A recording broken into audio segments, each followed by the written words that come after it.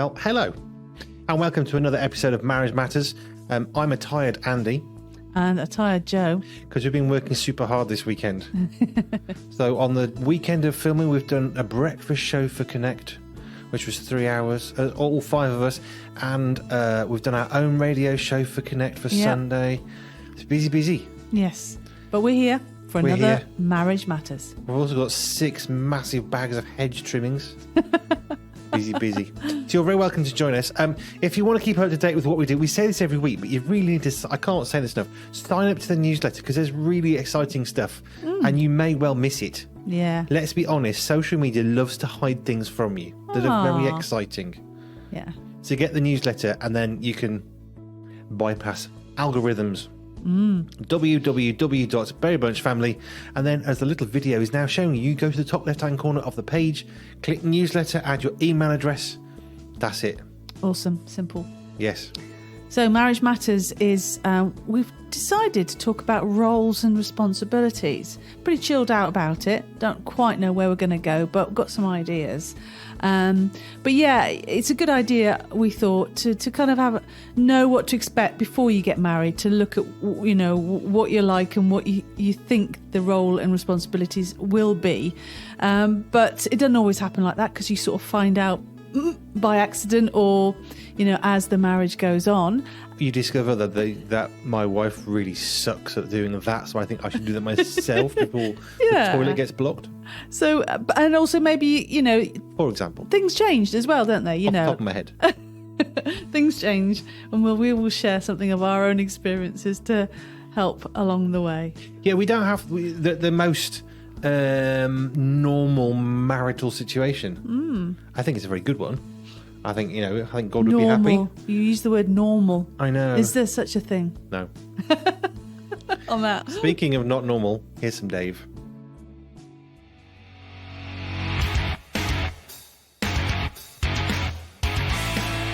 You'll never guess what. Dave the dog has his own show, and it's called Dave Unleashed. Are we sure about this? Well, I'm going to be there on hand. I'm going to help him. Mm-hmm. What mayhem are we to expect? Well, to keep him on track, he's got story time, he's got art time. So, you know, and I'll be there to help him. What could possibly go wrong?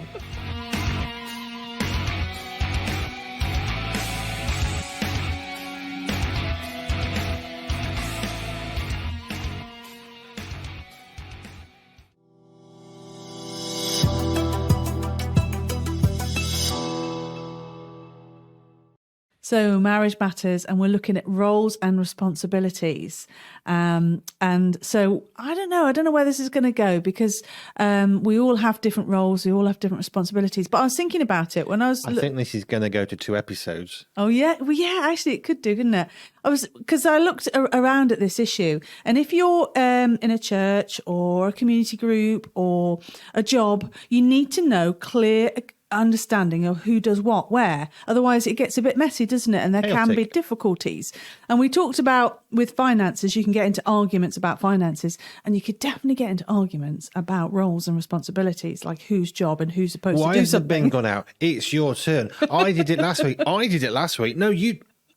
Yeah. For example. Actually, we've never had that one, so I can use that one very, very happily because we don't have that problem. No. I always have to do it. That's why I taught my kids to do it. So I don't have to do it. I'm not stupid. Well, it's a good job we can have a laugh about it, but I'm sure there have been times when we haven't laughed about it. So yeah, it's good to understand what your roles are. I suppose it's what you're good at, isn't it, as well, that comes into playing it. To your strengths. I think in any situation, it's great to have people who can do all sorts of things, training up, if you're running a church ministry or whatever, you don't want to have one person that can do one thing that nobody else can do that's super critical, because that one person goes out, you've just gone down. So it's good to play to your strengths. If you've got somebody who, somebody who does video editing for the BBC, and you've got video stuff in the church, there's a good chance they could offer quite a lot of help. Yeah. However, and this is super important, the fact that they do it in their day job does not mean they're the best person in your church. Because if God hasn't called them, their human worldly skills might mean nothing. Yeah. Just a thought. Yeah, there's a lot of, it's about faith, it's about prayer in your marriage, and it's working through. Now, we talked about sort of last week, Is that lots of faith the in week prayer? before, faith and prayer. We talked about, I did the finances for a while, then you did, and we've just swapped that around. You just talked about the bin. Which has never been an issue, actually, thankfully. But, you were talking earlier about not having a normal sort of family. And what we meant was that I know a lot of men do stay at home and look after the family and children on the home. And it can change from one to the other. But stereotypically, it can be that the mum stays at home and dad goes to work. But we've pretty much always had it where you've stayed at home, haven't you, and done stuff, that, what's it call them? A home worker. Stay-at-home dad. Stay-at-home dad. I've had some, I was going to say interesting debates. It's never debates. I've had some very nasty comments. Let's call it what it is. I've never had a debate with anybody. I've had lots of nasty comments. Oh, you're just staying at home because you're lazy. Aww. Isn't that the greatest irony? And it's usually from a mum who thinks that stay-at-home mums work really hard, but if her dad's at home, it's because he's lazy. So what I actually did say one time, what is that? Because you don't have to do anything.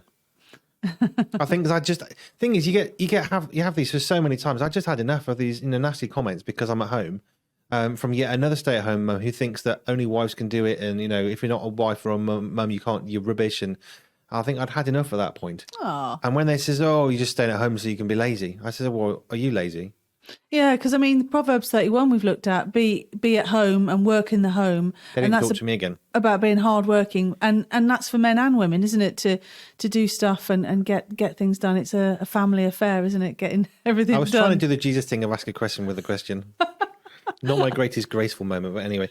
Yeah, we were thinking about some of the stereotypes. So we've mentioned before that when Stephen was born, we'd already decided before children came along that one of us was going to be at home. When it came to it, I'm not going to go into detail because we've done this. We decided that I would stay at home purely because I could earn what Joe earned, but I had to do about another 30 hours a week. So it was a real simple, logical, I'll stay at home. Yeah. And we've done that only really recently. Stephen's nearly 19. In a few months. Only really recently have I thought I'm not really a stay-at-home dad full-time anymore because Peter's 12, and although we look after him with education, all the rest of it, actually I'm not needed as I used to be. Something has kind of changed in the family over time, and now I'm not quite as needed in the same way. The boys put the washing in the machine, put the machine with clean washing outside. They put clothes away, they do the bins, they do cleaning. Now we all do those things, but they're so integrated in the household running now, I'm not critically needed, which is fantastic, by the way. Not because I've got less to do, but because they know how to do it. And actually, we all pitch in. It's not about one person doing less. It's about we all do our part. If one of us is tired or ill or not very well, someone else can step in. So I always use the example of Peter, who's only 12, can do a scratch cooked meal. So I mean by that, he can take whatever meat's in the fridge, whatever vegetables are there, rice, pasta, spaghetti, whatever, and he'll make a meal. Because we want him to learn, because I didn't know how to when I left home. So we want our children not to take work off us, but to enable us all to do more things. And that is my point today. It's not about who's going to do what. It's about how do we push each other up, forwards, rather than, well, that's your job. Why aren't you doing it? Well, as Christians, we're supposed to cover the faults of others. We're not supposed to say, hey, look what they did. They didn't take the bin out this week. That's as bad as witchcraft. That's as bad as murder in God's eyes. I'm not beating around. I'm too tired to beat around the bush. I'm not beating around the bush, but we're supposed to cover the faults of others. So when Joe slams the boot on the car every time, I now open the door, so it's not so bad. What's that? When you slam the door, you can't shut the boot calmly on the car. I need one of those cars where it does it for you, doesn't it? We'll need you to have one of those cars. That would be great. So, stereotypes. So I've been at home for a long time. I've met lots of people who really don't care who stays at home. I have to be honest, the Christian mums, not all of them, have been singularly the worst and most critical and most unpleasant about me being at home. It's interesting, isn't it? More judgmental. Not all Christian mums are. Some of them are actually far more lovely. The worst comments I've had have not been from non-Christian mums, but actually from Christian mums who have this idea that only women should stay at home, and that's not biblical. Just telling you. I've had some nasty comments from someone who seemed to be the authority on wives and women and stuff, and what men should do and women should do. And I remember saying to her, but it doesn't say that men can't be at home and that men have to work. And she witted on about bits and pieces, but she didn't have any scriptural basis. And yet you read Proverbs 31, the wife didn't just stay home washing nappies.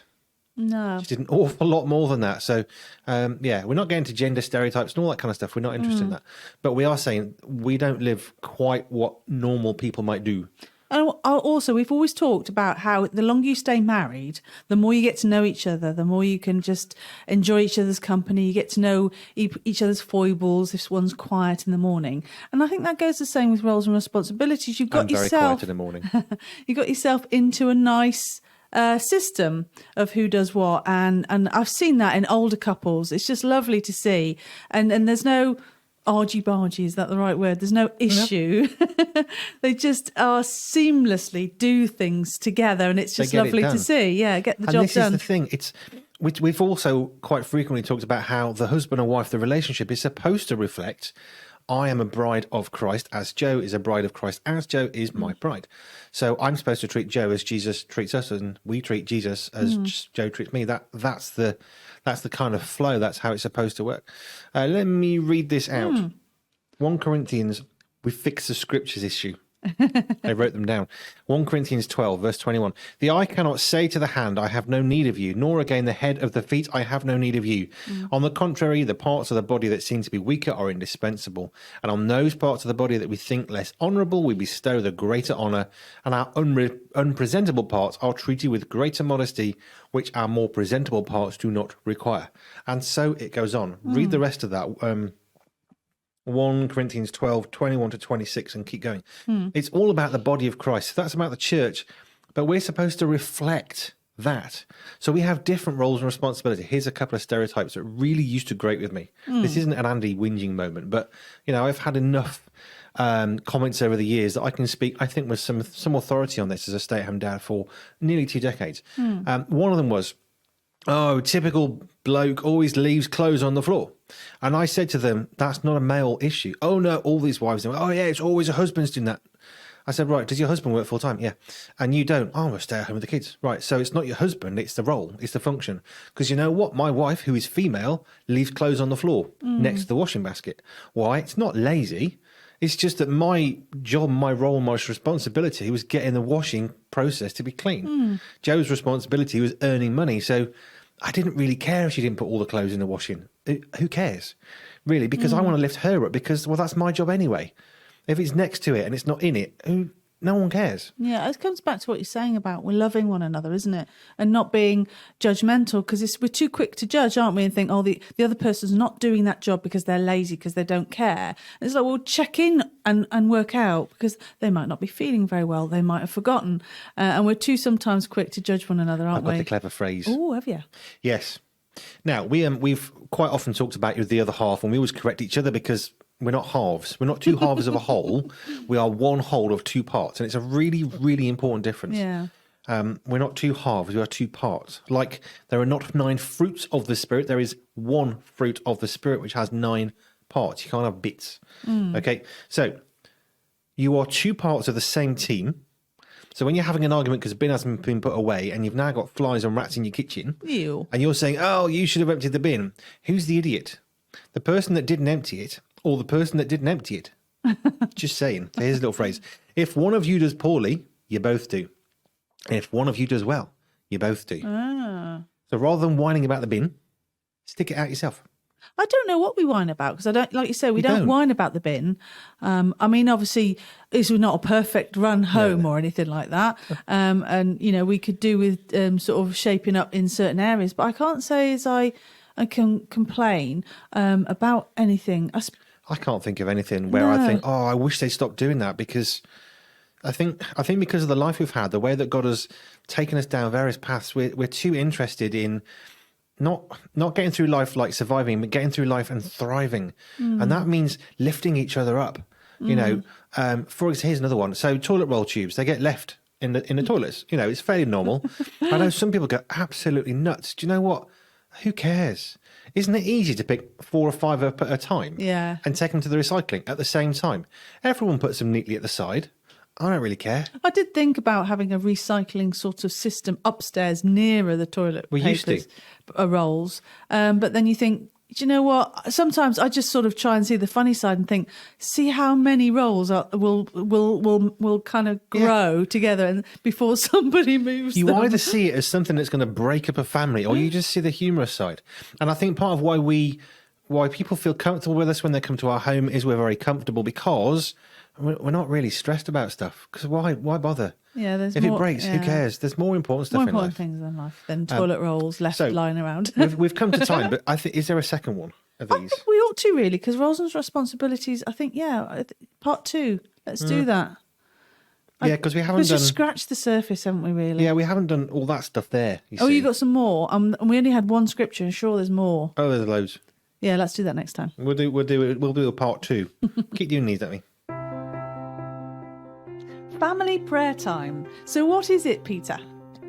Well, it's where me and Mum, or Joe, we find a subject for a prayer, so maybe the psalm or a country, and then we pray as we feel led. And Bob's your uncle. It's excellent. Yeah, absolutely. It's family prayer time. Me and Pete pray together, and we'd like you to pray as a family. So join us for family prayer time.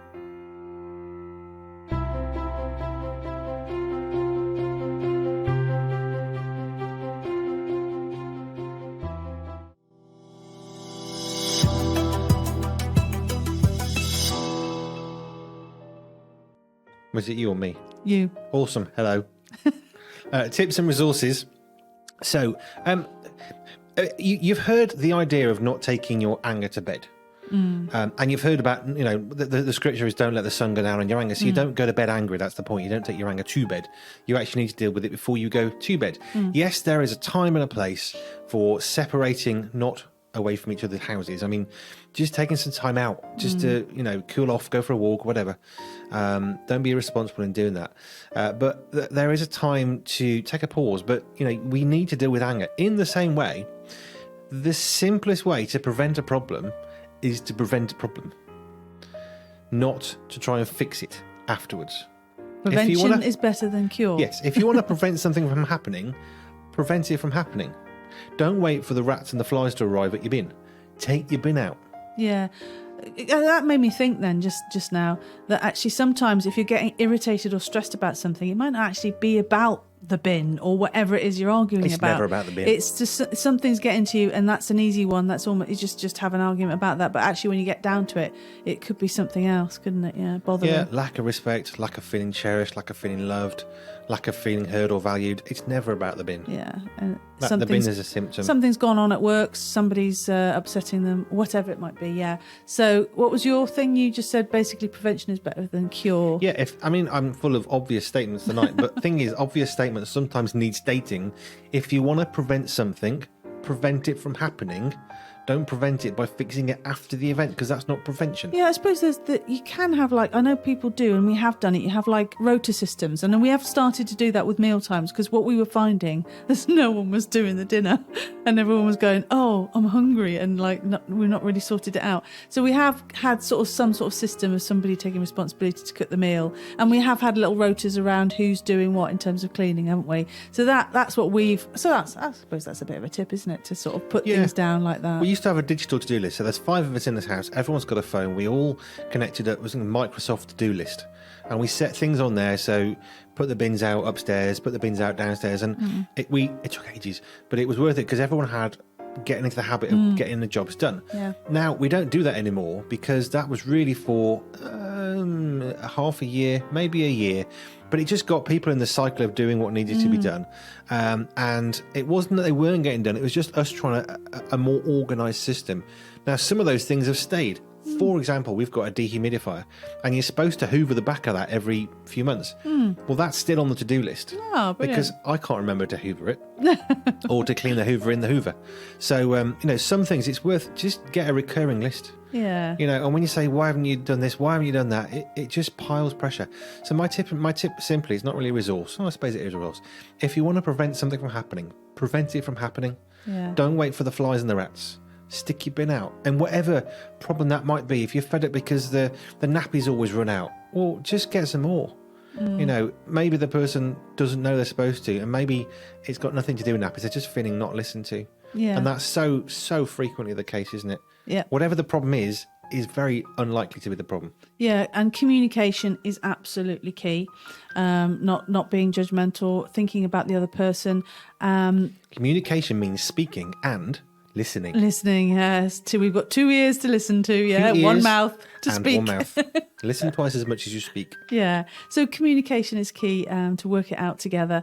And I suppose one of the things, and we often share a good thing to do is read the book by, Stormy O'Martian.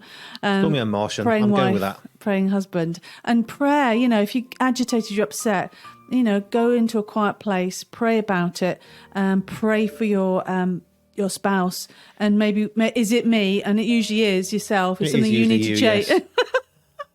You need to change something about yourself. Thanks for that. You're welcome.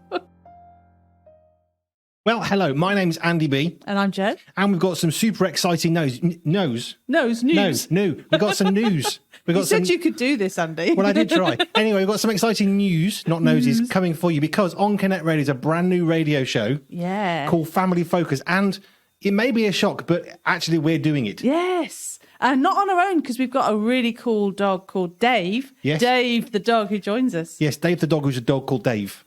It doesn't get much more complicated than this. He's dead funny. He's very funny. He comes along and helps. We've got a good contract for him. Yeah. So that's coming up. We've also got the doggy cushion where we talk about family successes. Highs and lows. Highs and lows of family life. So whether you're 0888, 888, then you're welcome to join us. Well, You don't have to do maths on this show. no, it's fine. We don't. So come join us for some great chat, some great music, and some great stuff coming up on Connect Radio Family Focus.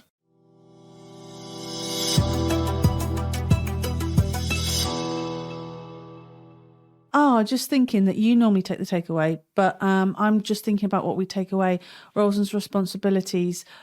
Clearly, it can be a problem.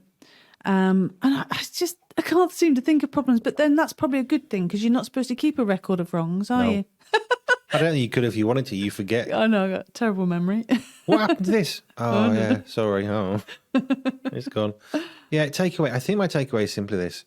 After 25 years, we have got, I think now, quite a good dance of how to do life well without all the stresses and the strains. And one of the simplest things we've done is as our family grew, we did less. And it wasn't because we were lazy or wanted other people to do more. It's because we encouraged others to do more too. And when 5 of you do something, it's easier than 1 of you. Quick example. So I'm talking about hedges a lot because we've got a lot of hedges. Must be like 200 feet of hedge. So we're doing the hedges, all right? But there's 5 of us doing the hedge. Now, we've done maybe 30 foot today. 5 of us at it for maybe 2-3 hours between us. So that's about 15 hours worth of work, by the way, when you start adding it up. It's a lot of hedge and it's not been done for a long time. If 1 of us did all that hedge, it would take an awfully long time. 5 of us, it's taken a long time and we still haven't got close. So we're doing it 5 times quicker. And that's the point. When 5 of you work together, it's easier. It's not about doing less. It's about all working together to do more. Yeah, I must admit, I've seen families, some families I've worked with, and there was one person who's like doing everything, and everyone's just seemingly sitting around, and that's really hard. And I know some people are better at certain things, and perhaps they don't want their stuff messed with, whether it's dad or uncle who doesn't want their tools messed with, or whether it might be, people who like that. You like your kitchen equipment, don't you? So you don't like things. You like them put back in a certain place. I don't like walking into the kitchen and discover that every single pot, pan, spoon, bowl and serving dish has been used by you to make soup. Yeah, but I was just thinking about how sometimes a piece of equipment goes back in the wrong drawer or something. Oh. You need to write this down, like where they belong. There needs to be some sort of list and location. Sometimes I think about it. I've just thought of something that perhaps we do get irritated about. Oh, there you go. So I found something. But yeah, so a takeaway. What did you say? You were taking away from this? Did you answer the question? I did. Told you were tired. It's gone. Your takeaway. I don't remember. Prevent things by preventing. Getting everybody involved. That's what you've just said. Get everyone involved. So don't just think, oh, that's the other one I was thinking. What? So often people say, oh, no one helps me in the house. It's all me on my own. I'm sick of doing it. If you stop doing it, Others might have a chance of doing it. We've seen it in churches where you've got, 3% doing everything. No one gets involved in the church. They won't. Yeah, but you want it done exactly, specifically your way, rather than allowing somebody else to bring their gifting to the fore. And actually, if we all bring our own gifting, just like 1 Corinthians 12, the church will function. The family, which is effectively a church in some respects, will function better. So if we all bring our bit to it, it gets easier. But yeah, so frequently people are saying, why does no one does this, no one does that, I'm always on my own. Well, if you stop making a big deal about it, if you actually allow others to bring their way of doing it, maybe they'll help more. Yeah, I think my takeaway is you actually need to be planning and being organised in a family to make sure you know what you do and what your responsibilities are, and it takes the stress away. Yeah. Prevent by prevention. Yeah, I like that. There you go. There you go. That was Marriage Matters. We're going to have to do some more roles and responsibilities next time. Yeah, we'll come back for part 2 next time. And we'll be less tired. Yes. Good tired. Busy tired. Yeah. Busy seasons are okay. And then the boys step in and do more cooking and cleaning. So that's fine. That's how it works. Yeah. And that's why it works. So we will see you again next week for more. Enjoy whatever you are and whenever you are up to, doing, eating. And take the bin out. Bye for now. Bye.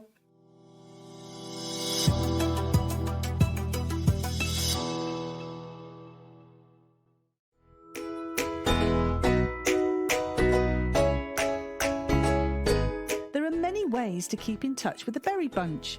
Visit our website and sign up to the Berry Bites newsletter so that you can be notified of all our videos, posts, exciting news and seasonal events. Subscribe to our Vimeo and YouTube channels where we post brand new homegrown video resources every week. Join us on Dingdash, a fabulous place that connects people from all around the world. It's social media as it should be. Come join the rebellion. Like us on Facebook, where we hang out and post extra things to encourage and inspire you. We're on Twitter and Tumblr too. You can also follow us on Instagram, where we share extra photos from the world of the Berry Bunch. If you've enjoyed any of our posts or videos, share it with a friend and encourage them too. And if you want to encourage us, then like, comment and share on what we make. To help support the ministry we freely provide, check us out on Patreon, where you can support us financially as you feel led.